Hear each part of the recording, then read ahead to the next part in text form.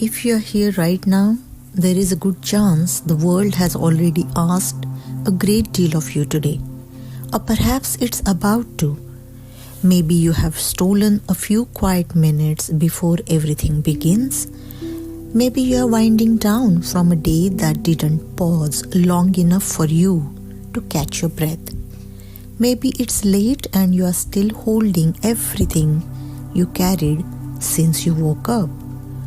Wherever you are in your day, this is for you. I know that life. I have lived it for decades. As a researcher and academic, a woman who believed that busyness was a kind of virtue. And then I got a diagnosis that stopped all of it. Breast cancer has a way of making you very, very still. And in that stillness, which I won't pretend was peaceful because it wasn't, not at first, I found something I had been sprinting past my entire adult life. 5 minutes. Not an hour of yoga, not a meditation retreat, not a journal with 47 prompts, just 5 minutes, deliberately mine, before the world asks anything more of me or after it has asked everything. Today I want to share that ritual with you, exactly as I practice it. It is simple. It is not spiritual in a prescribed way, though it has become sacred to me. And I promise you, if you have 5 minutes somewhere in your day, you have enough. Wherever you are, put the phone down just for now. Sit up or settle in, feet on the floor if that's comfortable, and take 3 conscious breaths. Not deep, dramatic breaths, just 3 breaths where you notice you are breathing. That's it. You're not clearing your mind, you're not achieving anything, you're simply arriving in your own body before you hand your attention to anyone else, or before you let the day's residue follow you into sleep.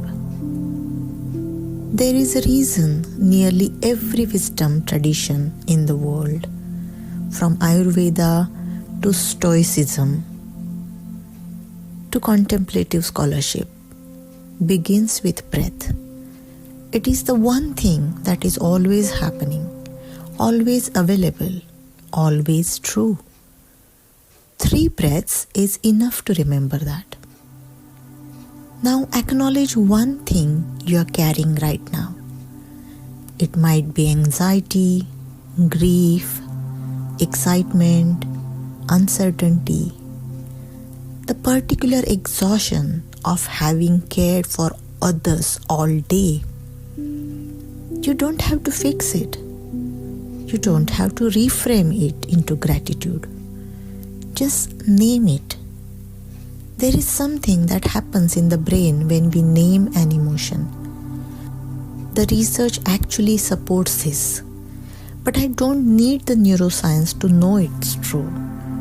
I know it because on the days I named my fear, even just to the ceiling, it became something I was holding rather than something that was holding me. Next, find one thing that is already good. Not a list, not gratitude journaling, just one thing. Real, specific, small. The tea is still warm, the room is quiet, a conversation today went better than expected.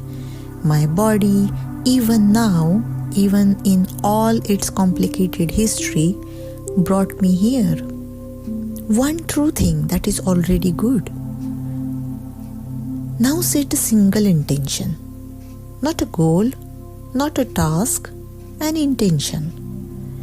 How do you want to be? Not what do you want to do? Mine is often something like patient or present, or on harder days, simply gentle with myself. You can write it down, you can whisper it, you can just hold it quietly. But choosing it, consciously choosing the quality you want to bring, changes what you notice.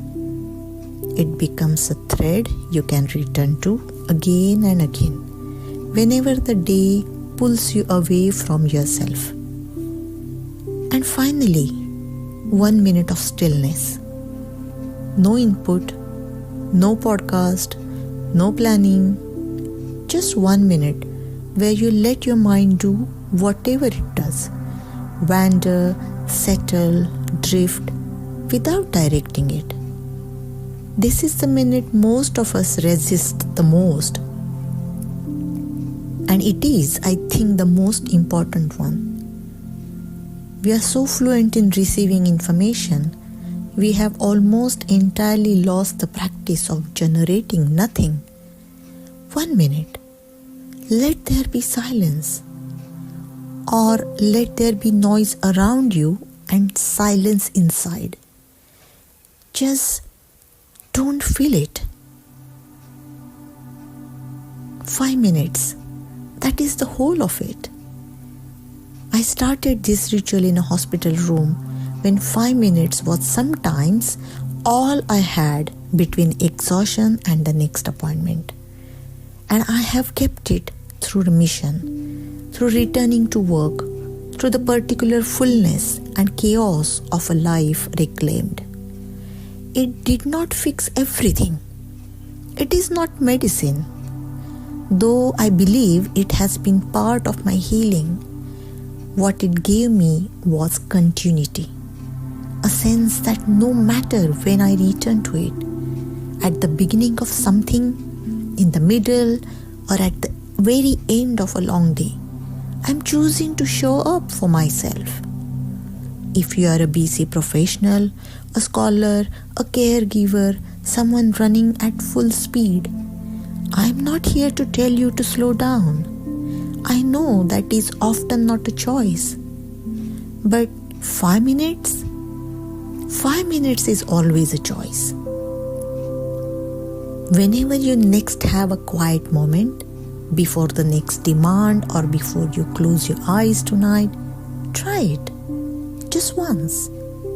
Sit, breathe 3 times, name what you are carrying, find one good thing, set an intention, and then be still.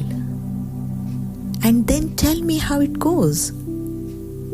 I would genuinely love to know, what does your ritual look like? Even if it's 2 minutes, even if it's imperfect, even if it only happens once a week, leave it in the comments below. I read everyone, and there is something quietly powerful about a community of people choosing at any hour to pause. And if this resonated with you, if you want more conversations like this one, about mindfulness, about making space in a full life, about the wisdom that sometimes only arrives through difficulty, please subscribe. There is more coming, and I would love for you to be here for it. Thank you for giving me 5 minutes. Now make them yours.